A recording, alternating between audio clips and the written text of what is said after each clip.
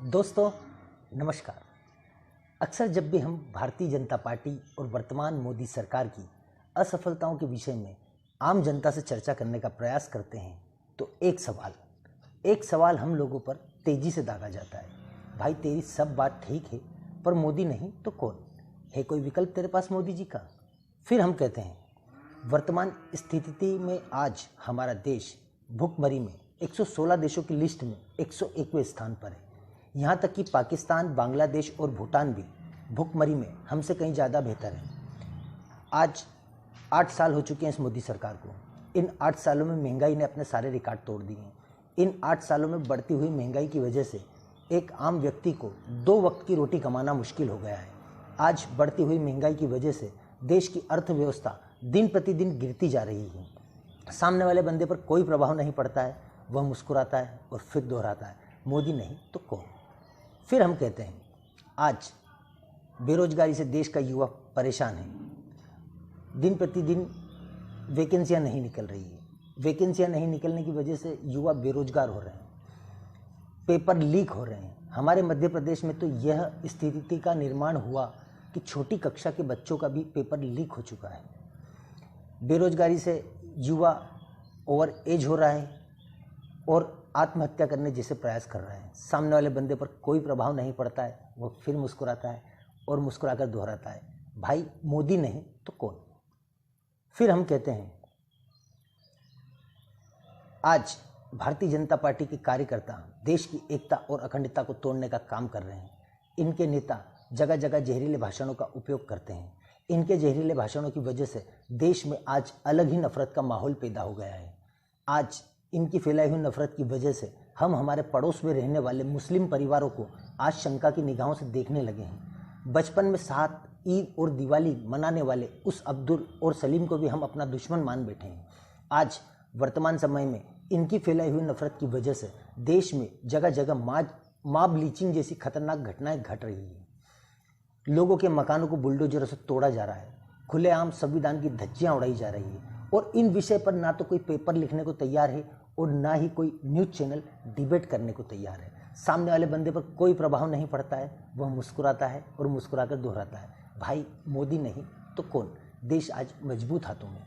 फिर हम कहते हैं आज वर्तमान में चीन हमारी देश की सीमाओं पर कब्जे कर रहा है, निरंतर नए गांवों का निर्माण कर रहा है, खुलेआम हमें धमकियां दे रहा है। क्या यही हमारे देश के 56 इंची मजबूत सीने वाले प्रधानमंत्री की विदेश नीति है? आज प्रेस फ्रीडम में हमारा देश 142वें स्थान पर खसक गया है। पत्रकार, मानव अधिकार आयोग के कार्यकर्ता, यहाँ तक कि विपक्ष के नेताओं को भी द्वेषतापूर्वक कार्रवाई की जा रही है। उन्हें जबरन जेलों में डाला जा रहा है, उन पर झूठे मुकदमे डाले जा रहे हैं। सरकार की आलोचना करने वाले हर उस व्यक्ति को टारगेट किया जा रहा है। भावना के आधार पर कोर्ट अपने फैसले सुना रहा है। सीबीआई, ईडी जैसी संवैधानिक संस्थानों का दुरुपयोग किया जा रहा है। खुलेआम संविधान की धज्जियां उड़ाई जा रही है। सरकार तानाशाही पर उतर आई है। सरकार की दुनिया भर में बदनामी हो रही है, मगर सामने वाले बंदे पर कोई प्रभाव नहीं पड़ता है, वह फिर मुस्कुराता है और मुस्कुराकर दोहराता है, तो क्या भाई तुम्हारे पप्पू को प्रधानमंत्री बना दें? मोदी नहीं तो कौन? है कोई विकल्प तुम्हारे पास मोदी जी का? 2 मिनट के लिए हम भी सोच में पड़ जाते हैं, क्या वास्तव में मोदी जी का कोई विकल्प ही नहीं है? क्या मोदी जी के अलावा कोई दूसरा प्रधानमंत्री बन ही नहीं सकता इस देश में? दरअसल यह सवाल कड़ी मेहनत से लाखों करोड़ों रुपए खर्चा कर आप लोगों के लिए तैयार किया गया है और आम जनता के दिमाग में डाल दिया गया है, ताकि आपको भी लगने लगे कि मोदी नहीं तो कौन? मोदी जी का कोई विकल्प ही नहीं हो सकता। ठीक वैसे ही जैसे सबकी पसंद निरमा, तो क्या निरमा के अलावा कोई दूसरा वॉशिंग पाउडर ही नहीं है?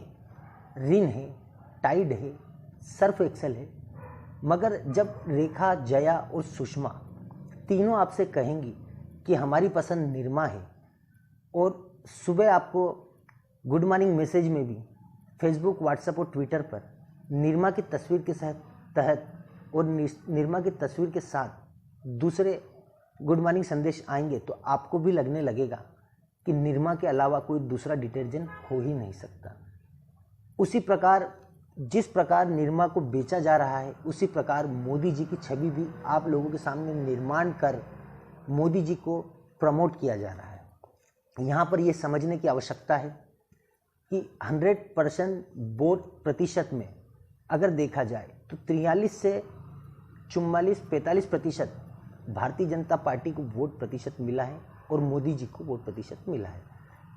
इसका मतलब सारे देश की पसंद मोदी जी और भारतीय जनता पार्टी नहीं है। सिर्फ 100 में से 35 से 40% लोग ही मोदी जी को और भारतीय जनता पार्टी को पसंद करते हैं। तो क्या फ़र्क पड़ता है, देश का प्रधानमंत्री कोई भी बन जाए, राहुल गांधी बन जाए, ममता बनर्जी बन जाए, या फिर केजरीवाल बन जाए, या फिर मोदी जी ही बने रहें, कोई फ़र्क नहीं पड़ता दोस्तों। ज़्यादा से ज़्यादा यही होगा कि ज़बरदस्ती किसानों के ऊपर जो बिल लादा गया था, और फिर अगर जनता जागरूक होगी तो उस चीज़ का विरोध करेगी, और विरोध करने के बाद सरकार को भी झुकना पड़ेगा और अपने फैसले वापस लेना पड़ेगा। इसका सीधा सीधा उदाहरण हमने किसान आंदोलन में देखा है कि सरकार किसी की भी हो, कितनी बड़ी भी तानाशाह हो, उसे आम जनता के बीच में झुकना ही पड़ेगा। इसलिए दोस्तों, संविधान हमें यह अधिकार देता है, हमें अपने अधिकार का उपयोग करना चाहिए, और संविधान के दिए हुए उपयोगों के ही अंतर्गत आज मैं आपको ये जागरूक करने का काम कर रहा हूँ, ताकि आप भी अपने अधिकारों के लिए लड़ सके, अपनी आवाज़ उठा सके। इसी प्रकार जिस प्रकार डॉक्टर राम मोहन लोहिया ने कहा था, सड़कें सुनसान होंगी तो संसद आवारा हो जाएगी, इसलिए हम लोगों को हमें सड़कों पर आकर इस सरकार का विरोध करना है, क्योंकि यही हमारे संविधान की परिभाषा है और यही हमारा संविधान हमें सिखाता है। इसलिए जागो, सिर्फ दारू और कुछ पैसों के लिए वोट देकर देश का नुकसान ना करें, जागरूक नागरिक बने। सरकार से सवाल पूछना हमारा अधिकार है, और जब तक इन सवालों की संतुष्टि न हो जाए, जब तक सवाल करते रहिए, यही हमारा फर्ज है। जय हिंद, जय भारत, वंदे मातरम। आप मेरा वीडियो चैनल देख रहे हैं, यूट्यूब चैनल अभिषेक अनिल आज़ाद। अगर आपको मेरी वीडियो पसंद आई हो तो प्लीज़ लाइक करें, शेयर करें, सब्सक्राइब करें। धन्यवाद। जय हिंद, जय भारत। आपका अभिषेक आज़ाद।